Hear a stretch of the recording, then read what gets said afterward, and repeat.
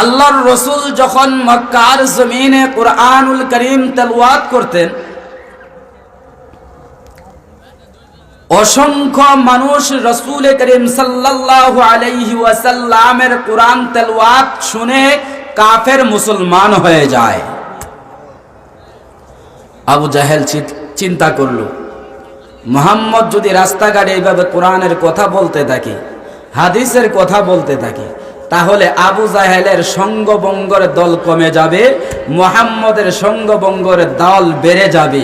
এই জন্য আবু জাহেল চিন্তা করলো আর ঘোষণা করলো, লা তাসমাউ লিহাযাল কুরআন, তোমরা আজকের পর থেকে মুহাম্মদের কোরআন শ্রবণ করতে পারবে না।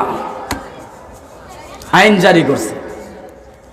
আজও দেখা যায় এমন একদল লোক আছে, কোরআনের মাহফিলের কথা বললে শরীরে আগুন লাগে, আছে না নাই? বিভিন্ন জায়গায়, আমাদের মতিয়াতুলির আশেপাশে নাই, কারণ সবাই কোরআন প্রেমিক, নবীর প্রেমিক, আল্লাহওয়ালা বুজুর্গ, তারা বাধা দেয় না মাহফিলের জন্য। বিভিন্ন এলাকায় আছে, কোরআন হাদিসের কথা বললে, মাহফিলের কথা শুনলে, তখন তারা মাহফিলের বাধা দিয়ে বসে, আছে না নাই? বলে মাহফিল করে লাভ কি, এইটা করে লাভ কি, সেটা করে লাভ কি, আমরা তো নামাজ পড়ি, মুসলমান তো নামাজ পড়ে, কিন্তু হ্যাঁ বছরে ঈদের নামাজ ছাড়ার কিছু নামাজই পড়ে না, আছে না নাই? আবু জাহেল দেখলো আর ঘোষণা করে দিল, লা তাসমাউ লিহাযাল কুরআন, খবরদার মক্কার লোকেরা, তোমরা কুরআনুল কারীম তেলাওয়াত শুনতে পারবা না। যারা মুহাম্মদের কোরআন তেলাওয়াত শুনবা, তাদেরকে শায়েস্তা করা হবে, শাস্তি দেওয়া হবে। এই কথার ঘোষণা দেওয়ার পরে আবু জাহেলকে জিজ্ঞেস করা হলো, কেন মুহাম্মাদুর রাসূলুল্লাহ সাল্লাল্লাহু আলাইহি ওয়াসাল্লামের কোরআন তেলাওয়াত শোনা যাবে না?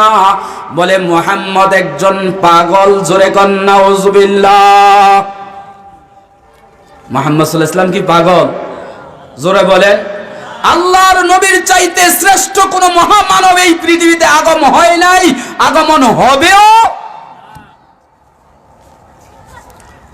আবু জাহেল পাগল যখন বলে দিছে, যেমন আপনারা এখন দোকানে যাইয়া যদি শুনেন হারিসদ্দার বাজারে নতুন একটা পাগলের আবির্ভাব হয়েছে, কিছু কিছু বুড়া এবং যুবক সবাই বলবে পাগলটা কেমন, বলে এমন এমন, বলে চল পাগলটা আমরা দেখে আসি। নতুন পাগল যেহেতু আবির্ভাব হয়েছে, আমরা পাগলটা দেখে আসি।